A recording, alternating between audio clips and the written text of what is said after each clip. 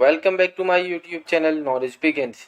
मैं हूं आपका दोस्त मोहम्मद तौसीफ खान और आज का हमारा टॉपिक है judiciary main functions and importance of judiciary.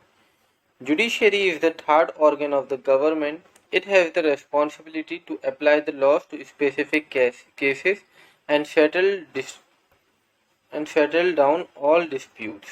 तो जुडिशरी जो है वो एक थर्ड ऑर्गन है गवर्नमेंट का, या फिर हम कहें थर्ड पिलर है गवर्नमेंट का। और बाकी दो पिलर कौन कौन से, लेजिस्लेटिव एंड एग्जीक्यूटिव। और जुडिशरी की क्या रेस्पॉन्सिबिलिटी होती है कि सारे केसेस को सेटल डाउन करे और पहले उनकी हियरिंग करे, उसके बाद उसमें जजमेंट भी दे और फिर उनको इम्प्लीमेंट भी करवाए। The real meaning of the law is that the जजेस decide during the course of giving their judgment in various cases. From the citizen point of view, judiciary is the most important organ of the government because it acts as their protector against the possible excessive of legislative and executive organ. अगर legislative या executive की तरफ से कोई भी ऐसा law आता है जो सिटीजन्स की फीलिंग को हर्ट कर रहा है या उनके लिए ठीक नहीं है, तो वो लोग किसके पास जाते हैं, जुडिशरी के पास। और जुडिशरी जो है फिर उसको चेक करता है और नल एंड वॉइड कर सकता है। तो इसीलिए जुडिशरी जो है वो बहुत ही इंपॉर्टेंट रोल प्ले करता है डेमोक्रेसी में। Role of the judiciary as the guardian protector. Judiciary क्या रोल प्ले करता है, गार्जियन का, प्रोटेक्टर का, कॉन्स्टिट्यूशन का और हमारे फंडामेंटल राइट्स का। अगर हमारे फंडामेंटल राइट्स हैं उनका वायलेशन होगा तो हम कहाँ जाएंगे, सुप्रीम कोर्ट ही जाएंगे। अब देखते हैं functions of the judiciary and its important. तो सबसे पहला फंक्शन है to give justice to the people, लोगों को जस्टिस देना, ये सबसे पहला फंक्शन है। The first and foremost function of the judiciary is to give justice to the people whenever they may approach it. It awards punishment to those who after trial are found guilty. और कितने punishment दी जाती है, जो trial होता है और trial के बाद दोषी करार माने जाते हैं, यानी कि गिल्टी फाउंड किए जाते हैं, उन्हें लॉ के अकॉर्डिंग पनिश किया जाता है। Number 2, interpretation and application of law. One of the major function of the judiciary is to interpret and apply laws to specific cases. कि दूसरा फंक्शन क्या है कि इंटरप्रिटेशन करना, जो लॉ है उसके इंटरप्रेट करना उसको और अप्लाई करना स्पेसिफिक केसेस में। In the course of deciding the dispute that come before it, the judges interpret and apply laws. Every law need a proper interpretation for getting applied to specific cases. ऐसे ही तो किसी case में law को apply नहीं कर सकते, पहले वो उसे इंटरप्रेट करते हैं, उसे पढ़ते हैं अच्छे से, है ना, और फिर उसको अप्लाई करते हैं एक स्पेसिफिक केस में। This function is performed by the judges. The law means what the judges interpret it to mean. Next, judiciary role in law making. The judiciary also plays a role in law making. The decision given by the courts really determine the meaning, nature and scope of the laws passed by the legislature. मान लीजिए कि legislature ने कोई law पास किया और वो law जो है वो किसी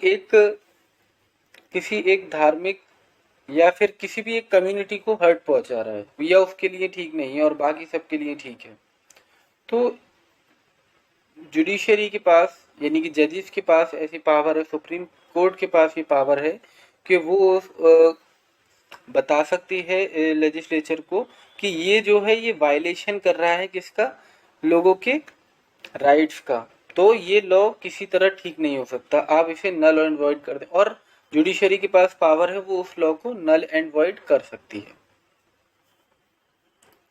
The interpretation of law by the judiciary amounts to law making as it these interpretation which really define the laws.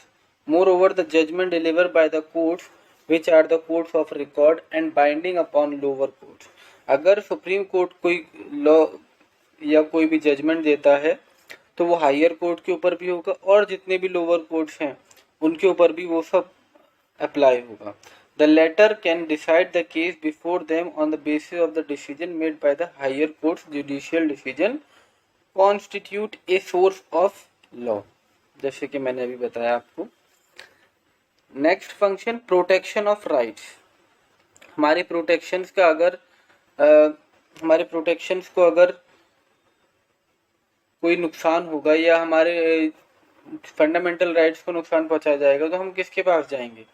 हम सुप्रीम कोर्ट ही जाएंगे. ठीक है. क्यों? क्योंकि जुडिशरी के पास ही वो पावर है जो हमारी राइट्स के खिलाफ हमें इंसाफ दिला सकते हैं. The judiciary has the supreme responsibility to safeguard the right of the people. A citizen has the right to seek the protection of the judiciary in case his rights are violated. लोगों के पास ये right है वो protection ले सकते हैं अपने rights का जुडिशरी से. In case his rights are violated or threatened to be violated by the government.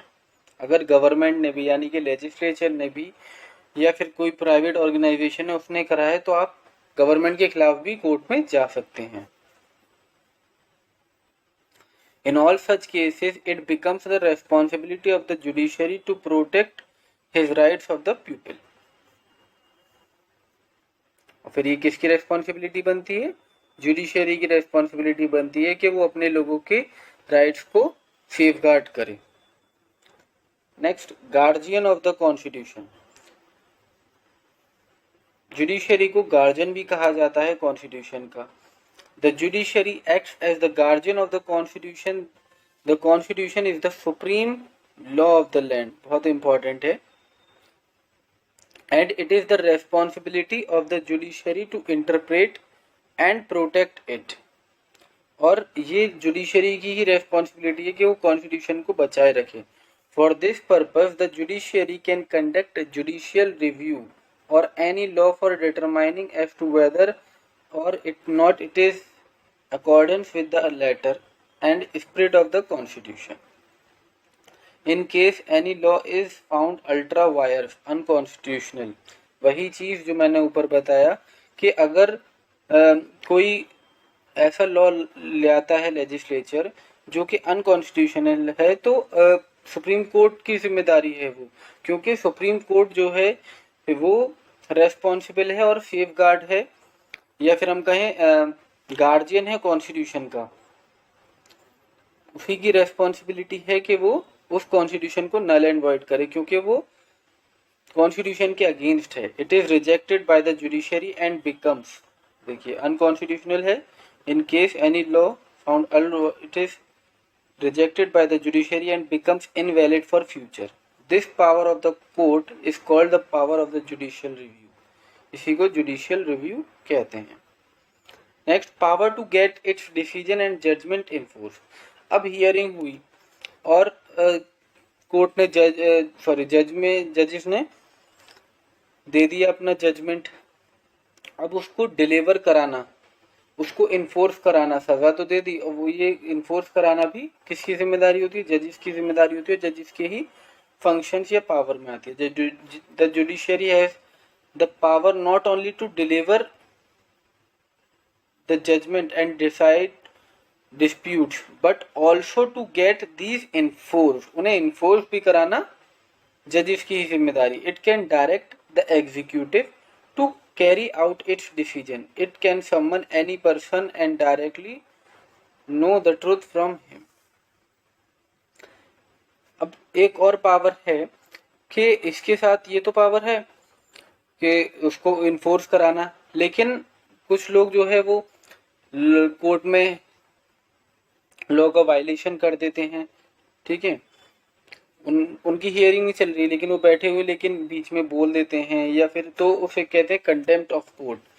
तो उसमें भी जजेस जो है वो अपना डिसीजन दे सकते हैं और उस पर्सन को गिल्टी करार कर सकते हैं. इन case any person is held guilty of not following any decision of the court. अगर डिसीजन नहीं मानता है कोर्ट का तो उसे गिल्टी माना जाएगा. Of acting against the direction of the court, कोई अगर एक्शन दिया है उसके खिलाफ, मतलब कोई डिसीजन दिया उसके खिलाफ अगर कोई एक्शन लेता है तब। मिसलीडिंग द कोर्ट, कोर्ट को गलत सबूत देना या मिसलीड करना। Of not appearing before the court in case being heard by it, the court has the power to punish the person. अगर हियरिंग से पहले नहीं आए तो वो भी कंटेम्प्ट ऑफ कोर्ट माना जाता है, उस पर भी जुडिशरी के पास पावर है कि आपको सजा दे सकता है। Advisory function, every often the court are given the responsibility to give advisory opinions to the rulers or on any legal matter. For example, the President of India the power to refer to the Supreme Court any question of law or fact which is of public importance. Judiciary का ये भी काम होता है कि वो president को advice कर सकता है किसी मैटर में, अगर प्रेसिडेंट चाहे तो, specially in case of public importance law. Miscellaneous function कौन कौन से? Beside the other function the judiciary also perform several other function. Some such functions are the appointment of certain local, और क्या क्या फंक्शंस होते हैं? Appointment of certain local officials of the court, choosing of clerical and other employees, cases relating to grant licence, patents, copyrights, ये सब functions भी कौन play करता है? ये सब फंक्शंस भी जुडिशरी ही के ही काम में आते हैं, ये जुडिशरी के ही फंक्शंस हैं ये सब। अब देखते हैं importance of independent judiciary. Judiciary का इंडिपेंडेंट होना क्यों जरूरी है? तो सबसे पहला ये है कि अगर जुडिशरी इंडिपेंडेंट नहीं होगा तो वो पपेट बन जाएगा किसका? लेजिस्लेटिव का, और वो अपना डिसीजन अच्छे से नहीं दे पाएगा। और जुडिशरी लेजिस्लेटिव जो है वो ओवरलैप करने की कोशिश करेगा जुडिशरी को, जिसकी वजह से वो अपना फ्रीली डिसीजन दे ही नहीं सकता। इसीलिए इंडिपेंडेंट जुडिशरी होना बहुत जरूरी है। In the life of the citizen of state, judiciary is the source of confidence and fearlessness. The common man depends upon judiciary for getting justice. Without a security of rights and freedoms guaranteed by the judiciary, they cannot really hope to carry out their jobs and enjoy their living. Judiciary, एक जो common man होता है वो अपनी आस किससे लगाया हुआ होता है? जुडिशरी से लगाया हुआ होता है कि मेरे फंडामेंटल राइट्स का कोई भी वायलेशन होगा तो मैं कोर्ट जाकर कर सकता हूँ, या लेजिस्लेटिव या गवर्नमेंट मुझसे कुछ मेरे साथ गलत करती है तो मैं जाके कोर्ट जा सकता हूँ। क्योंकि क्यों जाते हैं कोर्ट के पास? क्योंकि जुडिशरी जो है वो इंडिपेंडेंट है और इंडिपेंडेंटली अपना डिसीजन ले सकती है। इसीलिए जुडिशरी का इंडिपेंडेंट होना बहुत ज़रूरी है। They can not really hope to carry out, they are more dependent upon judiciary than the, लोग जो है किस पे ज़्यादा डिपेंड होते हैं? जुडिशरी पे, ना कि लेजिस्लेचर और एग्जीक्यूटिव पे। Without judicial protection, their lives can become miserable. From citizens' point of view, judiciary is the most important organ of the government. तो ये थे आज की वीडियो में हमने देखा कि what are the functions of the judiciary and importance of judiciary. I hope you guys understand. Please like my video and subscribe to my YouTube channel. Thank you. Thanks for watching.